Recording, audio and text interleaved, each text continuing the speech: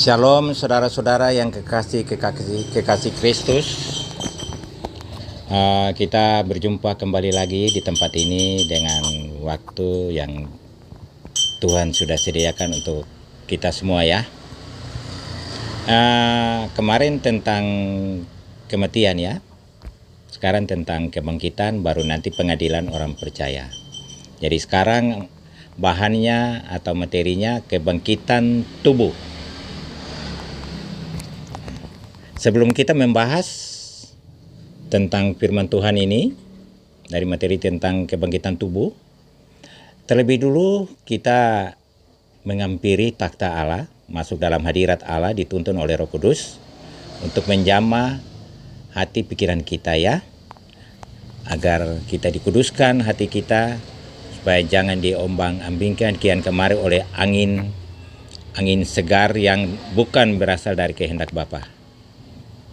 Mari kita masuk dalam doa. Terpujilah Kristus Allah Bapa Tuhan kita, dan oleh kehendak Roh Kudus yang menuntun kita hari lepas hari. Dan pada waktu siang ini, kami pakai benar-benar untuk menyampaikan firman Tuhan tentang kebangkitan tubuh. Kiranya kami mohon Roh Kudus menjamah hati pikiran kami, agar Tuhan mau memberikan berkat jamahan, agar hati pikiran kami ini dituntun oleh Roh Kudus, supaya kami mempunyai pengertian dan pengetahuan tentang kebenaran Allah. Kami menyampaikan ini bukan atas kehendak kami, melainkan kehendak Roh Kudus yang jadi di dalam nama Bapa, Putra, dan Roh Kudus. Dari permulaan, pertengahan, hingga akhir kami menyampaikan kebangkitan tubuh ini. Semuanya ini di dalam nama Bapa, Anak, dan Roh Kudus. Pimpin kami ya Roh Kudus. Shalom Roh Kudus. Amin.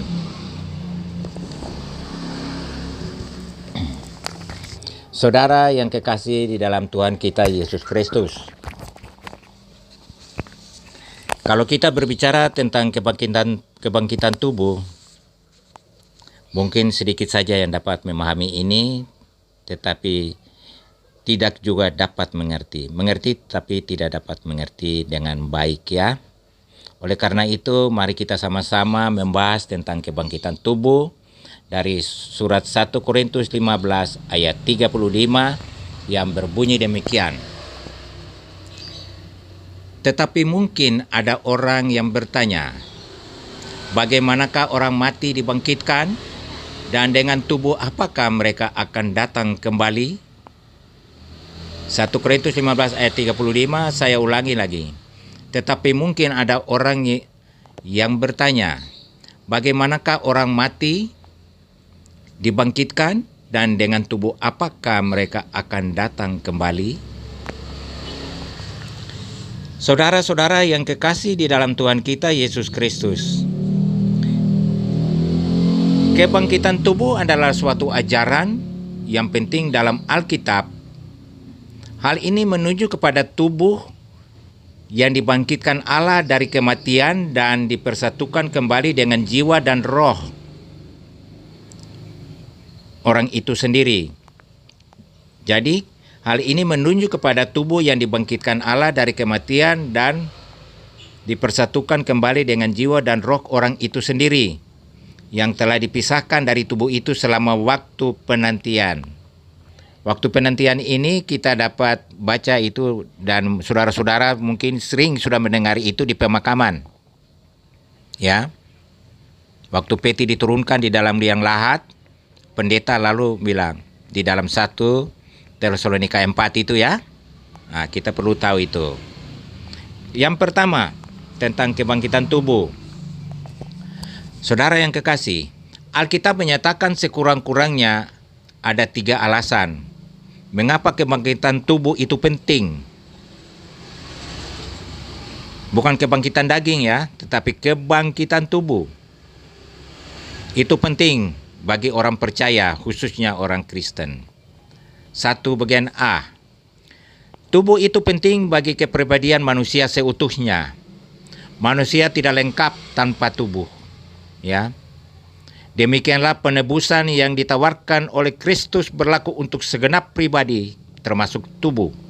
Kita baca dari Roma 8 ayat 18 sampai 25. Roma pasal 8 ayat 18 sampai dengan 25 yang berbunyi demikian. Pengharapan anak-anak Allah.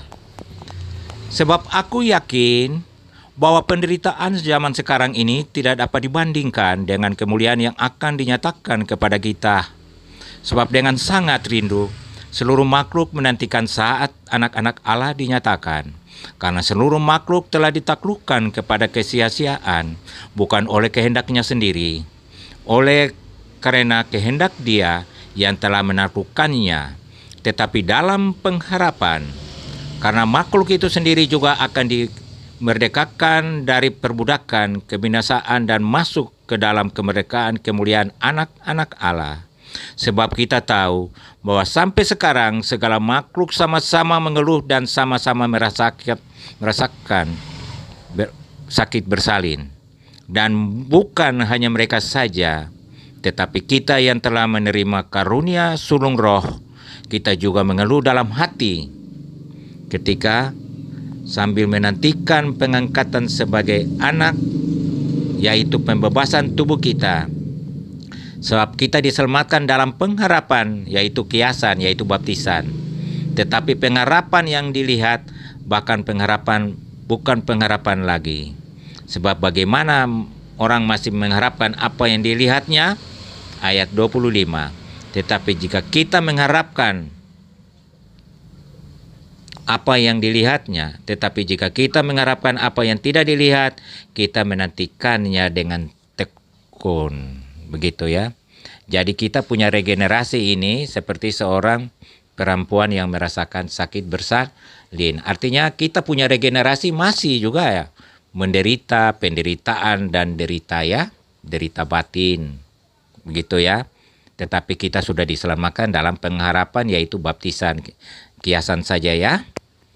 Nah, sebabnya itu kita selalu harus hidup di dalam pengharapan tentang kebangkitan tubuh kita. Jadi kita harus, kebangkitan pertama ini perlu untuk kita orang percaya ya, orang Kristen, harus.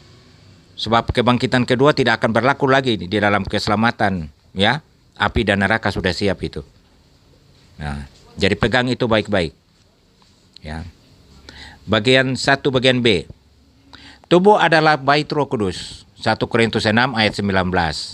Ya, bahwa kita sudah dibeli dan dibayar lunas oleh darah Kristus yang begitu mahal ya. Begitu. Jadi tubuh kita bukan lagi milik kita sendiri, melainkan milik Allah di dalam Roh Kudus itu sendiri. Sudah lunas ya, dibayar. Ya, jadi kita harus tahu. Sebab itu permolekan Allah itu dengan tubuhmu itu sesuai dengan Roma 12 ayat 1, ya. Sekali lagi tubuh itu akan menjadi bait Roh Kudus pada saat kebangkitan. Makanya itu harus ada tubuh ya. Begitu. Kalau tidak ada tubuh bagaimana bait Roh Kudus itu mau tinggal? Ya. Jadi jangan kita katakan, loh, Allah punya kuasa. Ya, kita lihat ini perikopnya kebangkitan tubuh. Yesus kan kebangkitan tubuh. Buktinya itu Thomas. Kemarilah. Raba ini. Tusuk tanganmu itu. Nah, baru dipercayakan. Jadi kita jangan seperti Thomas ya. Gitu. Jadi bait Roh Kudus pada saat kebangkitan. 1 bagian C. Untuk melenyapkan akibat dosa pada segala tingkat musuh terakhir manusia, yaitu kematian tubuh. Jadi kematian itu bukan sudah akhir dari segala-galanya, tetapi sebagai orang Kristen sudah tahu itu, bahwa kematian tubuh itu suatu pemisahan tubuh jasmin mania ini, ya. Dan kita meninggalkan kemah dunia ini, kita menuju ke rumah Bapa kita, dan nanti kita masuk di dalam Wahyu. Entah mau masuk di Wahyu 21, terserah, langit baru dan bumi baru ya. Kita memerintah raja-raja bumi ya. Oke, kita harus tahu itu. Jadi perlu itu ada kebangkitan tubuh, pengangkatan gereja Tuhan. Ya, perlu itu sekali.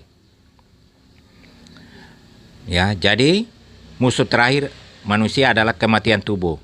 Harus dikalahkan melalui kebangkitan. 1 Korintus 15 ayat 26. Kita baca di 1 Korintus 15 ayat 26.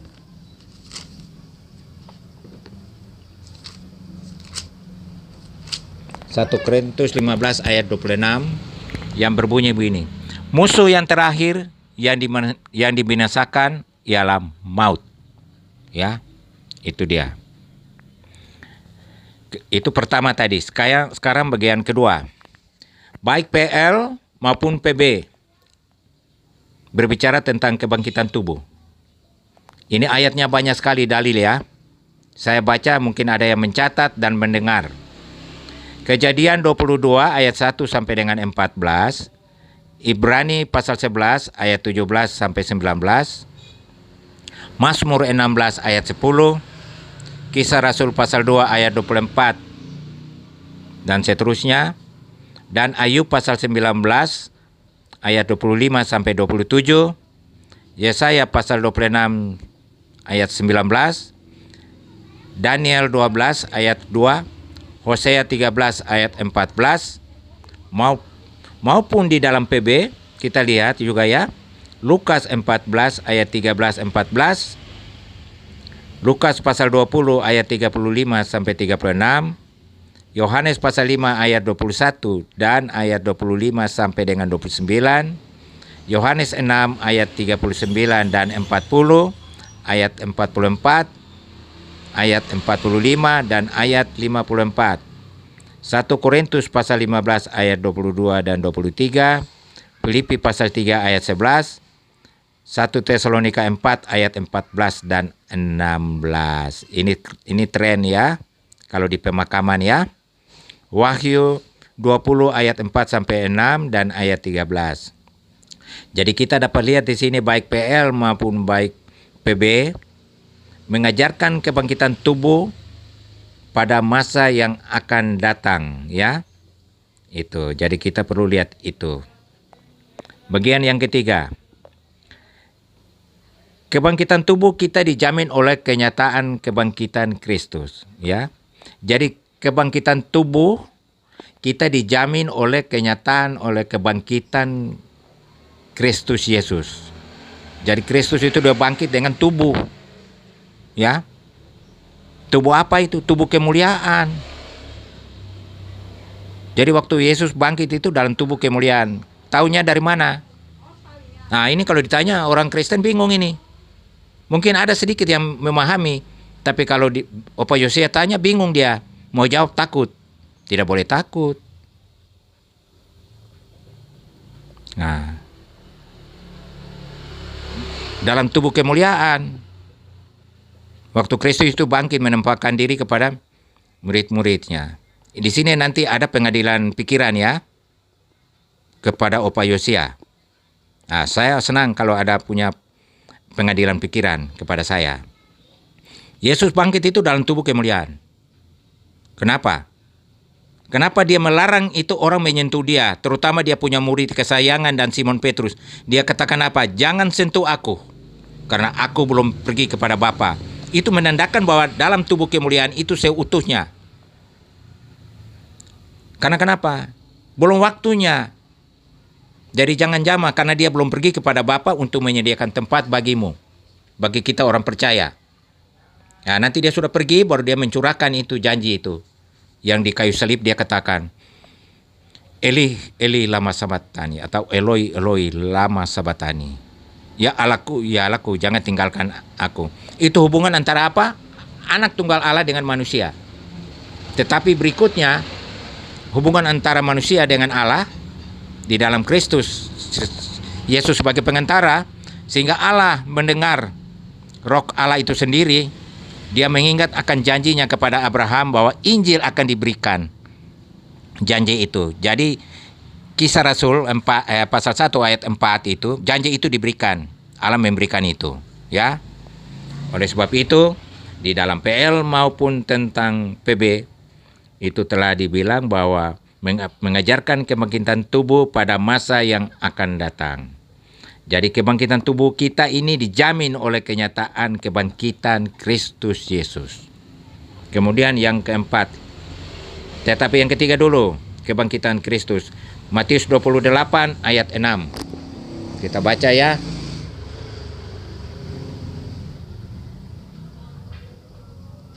Matius 28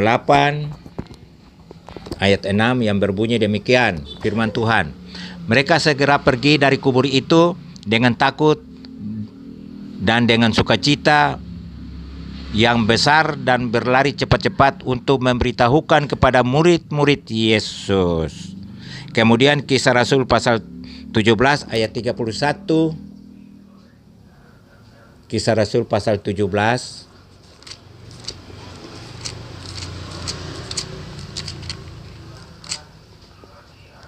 ayatnya yang ke-31. Kita lihat.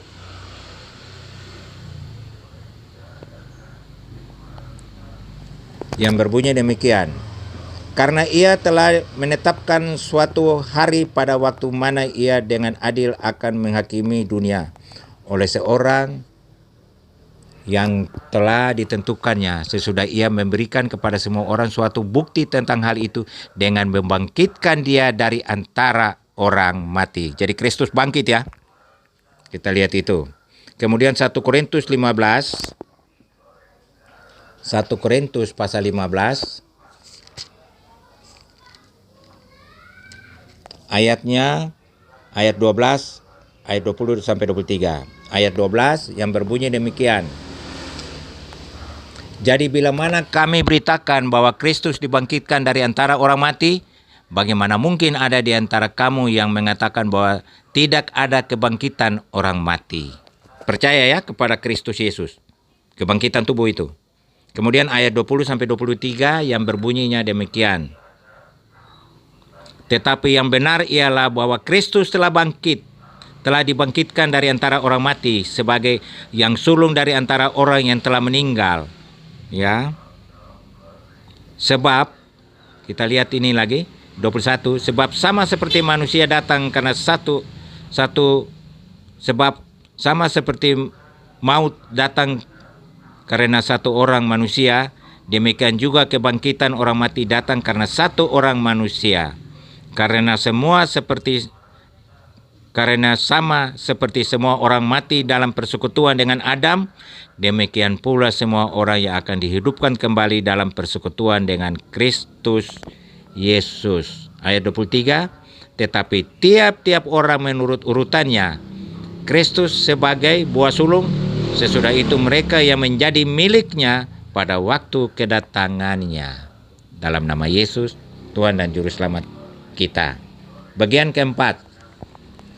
Di dalam pengertian umum, saudara-saudara yang kekasih di dalam Tuhan kita Yesus Kristus, tubuh kebangkitan orang percaya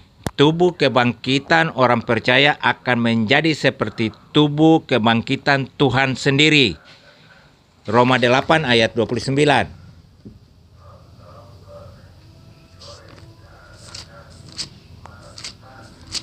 Roma 8 ayat 29. Perlu kita camkan ya, bahwa dalam pengertian umum tubuh kebangkitan orang percaya akan menjadi seperti tubuh kebangkitan Tuhan sendiri. Roma 8 ayat 29 yang berbunyi demikian. Sebab semua orang yang dipilihnya dari semula, mereka juga ditentukannya dari semula untuk menjadi serupa dengan gambaran anaknya, supaya anaknya itu menjadi yang sulung di antara banyak saudara. Artinya banyak saudara, yaitu kita anak-anak Allah ya. Kita sudah diangkat menjadi anak-anak Allah, saudara-saudara ya. Begitu. Puji Tuhan. Supaya dapat mengerti tentang kebangkitan tubuh. Jangan bilang kata ini pohon singkong yang ditanam batang, tapi yang tumbuhnya apa? Pohon jagung ditanamnya biji, yang tumbuhnya apa? Ada seperti begitu ya. Tapi jangan, kita pakai Alkitabiah ya. Analogi boleh saja. Kemudian 1 Korintus 15 ayat 20 sudah ya. Filipi pasal 3 ayat 20 dan 21. 1 Yohanes 3 ayat 2. Nah ini 1 Yohanes 3 ayat 2 kita kasih singkat ya. Saudara-saudara, 1 Yohanes pasal 3 ayat 2. Saudara-saudaraku yang kekasih, sekarang kita adalah anak-anak Allah, tetapi belum nyata apa keadaan kita kelak. Akan tetapi kita tahu bahwa apabila Kristus menyatakan dirinya, kita akan menjadi sama seperti Dia, sebab kita akan melihat Dia dalam keadaannya yang sebenarnya. Kita menantikan ya dalam pengharapan. Terpujilah Kristus, Tuhan dan Juru Selamat, tentang kebangkitan tubuh. Jadi kita lihat secara lebih khusus, tubuh yang dibangkitkan itu adalah 4 bagian A. Suatu tubuh yang memiliki kesinambungan dan ciri-ciri yang sama dengan tubuh dari kehidupan ini, dan karenanya dapat dikenali. Lukas 16 ayat 19 sampai 31. Catat saja saudara-saudara yang kekasih di dalam Kristus. Ya, ciri-ciri yang sama dengan tubuh dari kehidupan ini dan karenanya dapat dikenali. Itu Lukas 16 ayat 19 sampai 31. 4 bagian B. Suatu tubuh yang diubah sebegitu rupa oleh kehendak Allah menjadi tubuh surgawi yang disesuaikan untuk langit yang baru dan bumi yang baru. 1 Korintus 15 ayat 42 sampai 44. Perlu dibaca ya. 1 Korintus 15. 1 Korintus pasal 15 ayatnya 42 sampai 44. Mana itu ayat 42 sampai 44? Demikianlah pula halnya dengan kebangkitan orang mati, ditaburkan dalam kebinasaan, dibangkitkan dalam ketidakbinasaan. Ditaburkan dalam kehinaan, dibangkitkan dalam kemuliaan. Ditaburkan dalam kelemahan, dibangkitkan dalam kekuatan. Ya, ayat 44 dan ayat 49 sekarang. Kita lihat 49. Sama seperti kita telah memakai rupa dari yang alamiah, demikian pula kita akan memakai rupa dari yang surgawi. Secara lebih khusus, tubuh yang dibangkitkan itu adalah 4 bagian A. Sesuatu tubuh yang memiliki suatu tubuh yang memiliki kesinambungan dan ciri-ciri yang sama. Sekarang bagian B. Suatu tubuh yang diubah menjadi tubuh surgawi. Ya, jadi kita diubah dalam tubuh surgawi waktu kebangkitan pertama ya. Untuk langit baru dan bumi yang baru. 1 Korintus 15 ayat 42 ayat sampai 44, 47 sampai 48, Wahyu 21 ayat 1. Ya. Kemudian 4 bagian C. Suatu tubuh yang tidak dapat binasa. Saudara-saudara, suatu tubuh yang tidak dapat binasa ya. Nah, kita harus lihat itu. Jadi apa itu suatu tubuh yang tidak dapat binasa? Bebas dari segala kebusukan dan kematian. Jadi tidak ada kita punya daging yang busuk lagi ya. Tubuh kita ini tidak dijangkiti oleh hama-hama atau bakteri-bakteri. Ya. Jauh juga dari kematian. 1 Korintus 15 ayat 42. Kita baca dulu ya. 1 Korintus 15 ayat 42.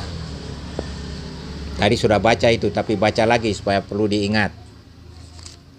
Itu jauh dari tidak kebusukan dan kematian. 15 ayat 42 yang berbunyi demikian.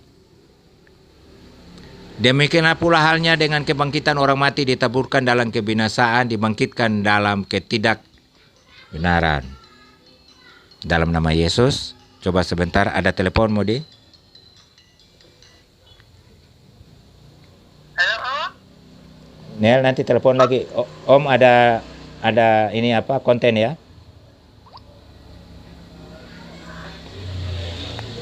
D. Suatu tubuh kemuliaan seperti tubuh Kristus. 1 Korintus 15 ayat 43 sudah tadi ya. Filipi 3 ayat 20 dan 21. E. Suatu tubuh yang kuat tidak dipengaruhi penyakit atau kelemahan. 1 Korintus 15 ayat 43. F. Suatu tubuh yang rohani, yaitu tidak alamiah tetapi kodrati, tidak terikat pada hukum alam. Lukas 24 ayat 31, Yohanes 20 ayat 19, 1 Korintus 15 ayat 44. Tentang kebangkitan tubuh ini memegang peranan di sini adalah 1 Korintus ya, pasal 15. Dia pegang peranan sekali. G. Suatu tubuh yang bisa makan dan minum. Ini ada bertentangan di sana ini ya. Suatu tubuh yang bisa makan dan minum. Kita dapat lihat di dalam Lukas 14 ayat 15, tidak perlu dibaca, catat. Ayat pasal 22 juga, Lukas pasal 22 ayat 14 sampai 18 dan ayat 30 dan ayat pasal 24 ayat 43. Itu bagian 4 ya. Kemudian kita lihat lagi bagian ke-6. Orang yang setia yang masih hidup pada waktu Kristus datang, bagi para pengikutnya akan mengalami perubahan tubuh sekejap mata yang sama seperti yang dialami orang-orang yang telah meninggal dalam Kristus sebelum hari kebangkitan itu. Jadi kita diubah ya. 1 Tesalonika 4 itu. Tolong camkan itu ayat 14 sampai 18 ya. Jadi kita dapat lihat itu dan ia telah meninggal dalam itu 1 Korintus 15 ayat 51 sampai 53. Mereka akan diberikan tubuh yang baru seperti tubuh yang diberikan kepada mereka yang dibangkitkan dari kematian pada saat itu. Mereka tidak akan pernah mengalami kematian jasmania. Atau kita nanti dapat mempelajarinya dalam arti keangkatan gereja Tuhan. Yang terakhir, yang ke-7, Yesus Kristus berbicara mengenai kebangkitan kepada hidup bagi orang percaya dan kebangkitan kepada hukuman bagi orang yang jahat. Yohanes 5 ayat 28 sampai 29. Tuhan Yesus Kristus menyertai kita semua. Amin. Shalom Roh Kudus.